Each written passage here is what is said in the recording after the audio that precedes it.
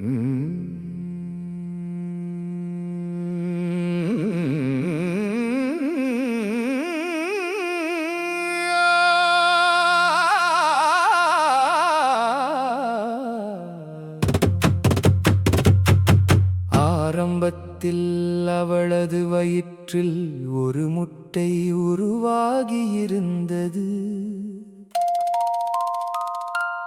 அந்த முட்டைக்குள் ஒரு சக்தி வாய்ந்த கரு இருந்தது. முட்டை வடிவில் மறைந்த சூரிய கடவுளை அறிஞர்கள் மார்த்தாண்டா என்று அழைக்கின்றனர்.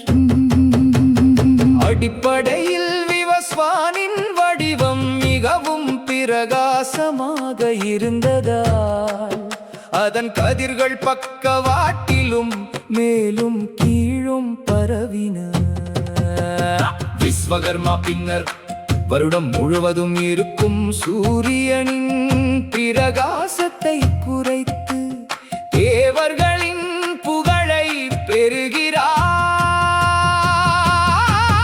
அந்த மாபெரும் இராட்சதனின் உடல் நெடுங்காலமாக நீரில் படிகமாகி இருந்தது. காலப்போக்கில் மாலோ ஒரு சர்வ வல்லமை படைத்தவனாக திகழ்ந்தான். அவன் எல்லா தளங்களின் குகைகளிலும் நுழைந்தான். ஓ முனிவரே, உரிய காலத்தில் பூமி அதன் பின் உருவானது. முட்டையின் நடுவில் உள்ள சூரியன் வானத்திற்கும் பூமிக்கும் இடையிலான தூரமாகும். நீரே உலகில் முதற் பிறந்தவர், நீரே உலகை காத்து பெருவெள்ளத்தின் போது அதை அழிக்கிறீர். அவரிடமிருந்தே அனைத்தும் பிறக்கின்றன, அனைத்தும் அவரிடமே கரைகின்றன. வானில் எறிந்து நீரையாவி ஆக்கும் சூரியன் இல்லாவிட்டால் எல்லா விதமான மனித செயல்பாடுகளும் மற்ற உயிரினங்களின் செயல்பாடுகளும் முற்றிலுமாக நின்று போய் இல்லாமற் போய்விடும். கல்பத்தின் முடிவில் எழுகச் சூரியன் சம்வர்த்தக சூரியனின் பிரம்மாண்டமான வடிவத்தை எடுத்து 3 உலகங்களையும் எரிக்கிறது. கடல் உடல் பூமி சுவை சூரியன் வாழ்வின் ஊற்று. அவன் சூரியனின் கொடிய கதிர்களை பருகுகிறான், ஆனால் எல்லாவற்றையும் துறப்பதில்லை.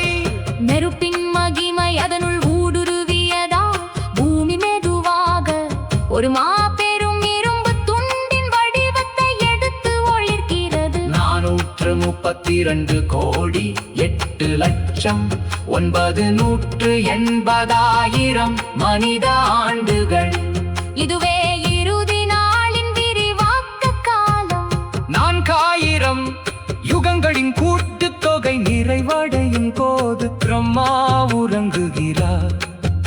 அவர் தொழியை விரும்பாததால் இரவை படைக்கிறார். இரவு முடிந்ததும் பிரம்மா விழித்தெழுகிறார். படைக்கும் ஆசையே அவரை இயக்குகிறது. இரவு விடியும் போது அந்த உயிர்கள் அனைக்கும் வெளிப்படாத மூலத்தின் வழியாக பிரம்மனிடமிருந்து மறுபிறவி எடுக்கின்றன. எனவே பிரபஞ்சத்தில்